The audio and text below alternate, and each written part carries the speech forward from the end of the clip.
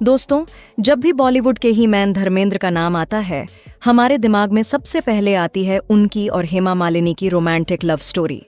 वो गाने, वो फिल्में, वो खबरें कि कैसे धर्मेंद्र ने हेमा के लिए दूसरी शादी कर ली। पूरी दुनिया ने तालियां बजाईं, गॉसिप की, फिल्में देखीं, लेकिन उसी वक्त घर के एक कोने में एक औरत चुपचाप अपने आंसू पी रही थी। वो औरत थी प्रकाश कौर, धर्मेंद्र की पहली पत्नी।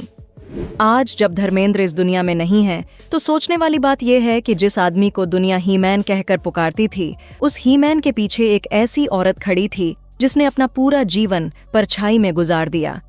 न कभी शिकायत की, न कभी चीखी चिल्लाई, बस खामोशी से सब कुछ सहती रही। ये कहानी है त्याग की, सब्र की और एक माँ की ताकत की।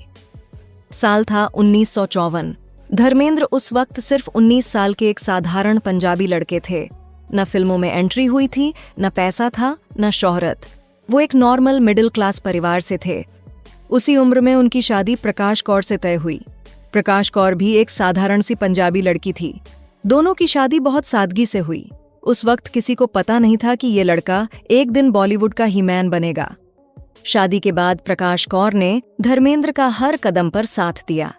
जब धर्मेंद्र फिल्मों में संघर्ष कर रहे थे, रिजेक्शन झेल रहे थे, तब घर की सारी जिम्मेदारी प्रकाश कौर ने उठाई। उन्होंने न सिर्फ घर संभाला, बल्कि 4 बच्चों को जन्म दिया और पाला पोसा।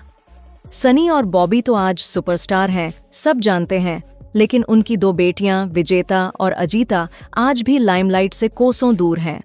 प्रकाश कौर ने जानबूझकर अपनी बेटियों को ग्लैमर की दुनिया से दूर रखा। उन्हें अच्छे संस्कार दिए, सादगी सिखाई और घर की लक्ष्मण रेखा में रखा। घर में वो नींव की तरह थी जो 4 बच्चों को जोड़े रखती थी। सनी और बॉबी को धर्मेंद्र की तरह मजबूत बनाया और बेटियों को सिखाया कि असली खुशी चकाचौंध में नहीं, संस्कार और सादगी में होती है। जब धर्मेंद्र फिल्मों में बिजी हो गए, शूटिंग के लिए महीनों बाहर रहते थे, तब घर की पूरी जिम्मेदारी प्रकाश कौर पर थी। बच्चों की पढ़ाई, परवरिश, संस्कार, सब कुछ उन्होंने अकेले संभाला। 70 के दशक में जब धर्मेंद्र बॉलीवुड के टॉप स्टार बन चुके थे, तभी उनकी जिंदगी में आई ड्रीम गर्ल हेमा मालिनी। फिल्मों की शूटिंग से शुरू हुई दोस्ती प्यार में बदली, और फिर वो हुआ जो शायद प्रकाश कौर ने कभी सपने में भी नहीं सोचा था। धर्मेंद्र ने 1980 में हेमा मालिनी से दूसरी शादी कर ली। हिंदू मैरिज एक्ट के अनुसार एक समय में 2 शादियां गैरकानूनी होती हैं, इसलिए धर्मेंद्र और हेमा दोनों ने इस्लाम कबूल किया और निकाह किया। अब सोचिए उस पल प्रकाश कौर के दिल पर क्या बीती होगी। जिस पति के लिए उन्होंने जवानी का हर सपना छोड़ दिया, जिसके लिए पूरा घर संभाला, उसी पति ने एक नई दुनिया बसा ली। एक तरफ जुहू में प्रकाश कौर अपने 4 बच्चों सनी, बॉबी, विजेता, अजीता के साथ अकेले रह गई। दूसरी तरफ धर्मेंद्र हेमा के साथ नई जिंदगी शुरू कर चुके थे। बाद में हेमा ने 2 बेटियों को जन्म दिया, ईशा देओल और आहाना देओल। अब घर में 4 बच्चे अपने पापा का इंतजार कर रहे थे और बाहर 2 नई बेटियां थीं, जिनके साथ भी धर्मेंद्र का वक्त बंटने लगा। अगर कोई आम औरत होती तो कोर्ट जाती, तलाक लेती या कम से कम मीडिया में आकर रोना धोना शुरू कर देती, लेकिन प्रकाश कौर ने ऐसा कुछ नहीं किया। उन्होंने खामोशी से अपना दर्द पी लिया। उन्होंने कभी मीडिया के सामने एक शब्द नहीं बोला, न हेमा के खिलाफ, न धर्मेंद्र के खिलाफ। एक बहुत पुराने इंटरव्यू में जब रिपोर्टर ने प्रकाश कौर से पूछा कि वो धर्मेंद्र से नाराज क्यों नहीं हैं, तो उन्होंने जो कहा वो आज भी गूंजता है। धर्मेंद्र शायद अच्छे पति साबित न हो सके हों, लेकिन वो बहुत अच्छे पिता हैं। मैं अपने बच्चों को उनके पिता से दूर नहीं कर सकती। बस इतना कहकर वो चुप हो गईं। ना कोई गुस्सा, ना कोई शिकायत, सिर्फ बच्चों की खुशी और परिवार की इज्जत। कहा जाता है कि सनी देओल बचपन से अपनी माँ को चुपचाप रोते देखते थे। वो गुस्सा होते थे, मन में आग लगती थी, लेकिन माँ ने उन्हें समझाया, बेटा, पिता का सम्मान कभी कम मत होने देना। जो हो गया सो हो गया। हमारा फर्ज है कि हम अपने संस्कार ना छोड़ें। यही वजह है कि आज भी सनी और बॉबी अपने पिता का बहुत सम्मान करते हैं। ईशा और आहाना को भी अपनी बहन मानते हैं। कभी किसी इंटरव्यू में उन्होंने हेमा मालिनी के खिलाफ एक शब्द नहीं बोला। ये सब प्रकाश कौर की दी हुई सीख है। आज धर्मेंद्र इस दुनिया में नहीं है। उनकी याद में जितनी भी पोस्ट्स आती हैं, ज्यादातर में हेमा मालिनी, ईशा, आहाना का जिक्र होता है, लेकिन प्रकाश कौर का नाम बहुत कम लोग लेते हैं।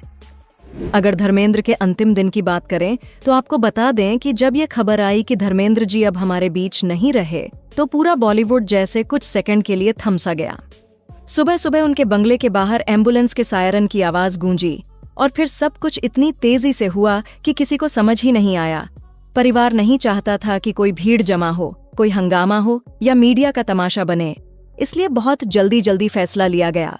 अंतिम दर्शन भी कम समय के लिए और सीधे विलेपार्ले के शमशान घाट ले जाया जाए। आमतौर पर इतने बड़े सुपरस्टार का पार्थिव शरीर 1-2 दिन रखा जाता है ताकि फैंस और चाहने वाले अंतिम दर्शन कर सकें, लेकिन यहाँ ऐसा कुछ नहीं हुआ। शमशान घाट का दरवाजा खुलते ही वहां की हवा भी भारी हो गई थी। लोग कह रहे थे कि आज भीड़ तो बहुत लगेगी, लेकिन परिवार की इस जल्दबाजी ने सबको सोचने पर मजबूर कर दिया था। सबसे पहले वहां पहुंचे सनी और बॉबी, सफेद कपड़ों में। दोनों की आंखें लाल थीं, चेहरे पर गहरा दुख और हाथों में वो कांपती हुई मजबूती, जैसे वो खुद को संभाल रहे हों ताकि बाकी लोग संभल सकें। फिर धीरे धीरे करीबी लोग आने लगे, लेकिन सबकी नजरें एक ही चीज पर टिक गई थीं कि क्या हेमा मालिनी यहाँ आएंगी, और अगर आएंगी तो माहौल कैसा होगा। क्योंकि इस समय परिवार का दर्द और दोनों परिवारों के बीच की बरसों पुरानी दूरी एक दूसरे के बिल्कुल सामने आकर खड़ी थी। करीब आधे घंटे बाद एक सफेद गाड़ी शमशान घाट के गेट पर आकर रुकी। भीड़ का शोर थोड़ा बढ़ा और कैमरों की फ्लैशलाइटें एकदम तेज हो गईं। दरवाजा खुला और हेमा मालिनी बाहर उतरी। उनके चेहरे पर ऐसा दर्द था जिसे शब्दों में बयान करना मुश्किल है। उनके साथ ईशा और आहाना भी थी। तीनों ने सफेद दुपट्टा ओढ़ रखा था, लेकिन जैसे ही वो गेट की तरफ बढ़ी, अचानक भीड़ बेकाबू हो गई। पुलिस को तुरंत गेट बंद करना पड़ा और एक पल के लिए ऐसा लगा कि हेमा को अंदर ही नहीं जाने दिया जाएगा।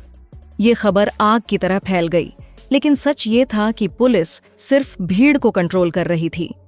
हेमा मालिनी गेट के सामने खड़ी थी और कुछ लोग उन्हें अंदर आने देने के लिए रास्ता बना रहे थे, लेकिन उनके चेहरे पर जो लाचारी थी वो देखकर वहां मौजूद कई लोग रोने लगे, क्योंकि ये वही औरत थी जिसने 45 साल तक दुनिया के ताने सुने, कई रातें अकेले बिताई, अपने पति को 2 घरों में बंटते हुए देखा, और आज जब वो अंतिम बार अपने पति को विदा करने आई थी तो उन्हें कुछ सेकंड के लिए गेट पर ही रुकना पड़ा। आखिरकार पुलिस ने रास्ता खाली किया और हेमा अंदर पहुंची। हेमा मालिनी ने सिर्फ दूर से ही श्रद्धांजलि दी, कुछ देर रुकी और फिर चुपचाप चली गई। ज्यादा देर नहीं रुकी। बाहर निकलते समय हेमा हाथ जोड़कर मीडिया और भीड़ को प्रणाम करती नजर आई, जबकि ईशा दुपट्टे से चेहरा ढककर रोती हुई दिखी। धर्मेंद्र की पहली पत्नी प्रकाश कौर और सनी बॉबी का परिवार हमेशा से हेमा से दूरी बनाए रखता रहा। धर्मेंद्र खुद अक्सर फार्म हाउस में अकेले रहते थे। शायद 2 परिवारों के बीच तालमेल बिठाते बिठाते थक गए थे। हेमा ने कभी शिकायत नहीं की, लेकिन अंतिम संस्कार के बाद प्रेयर मीट में भी वे अलग रहीं। 27 नवंबर को देओल परिवार ने ताज लैंड्स एंड में प्रेयर मीट रखी, जिसमें कई बड़े स्टार्स शामिल हुए, लेकिन हेमा और उनकी बेटियां नहीं पहुंचीं। उसी दिन हेमा ने अपने घर पर अलग भजन गीता पाठ आयोजित किया, जिसमें गोविंदा की पत्नी सुनीता आहूजा शामिल हुई। खैर दोस्तों, धर्मेंद्र के जाने के बाद इन दोनों परिवार के बीच रिश्ते बिगड़ेंगे या सुधरेंगे, ये तो वक्त ही बताएगा।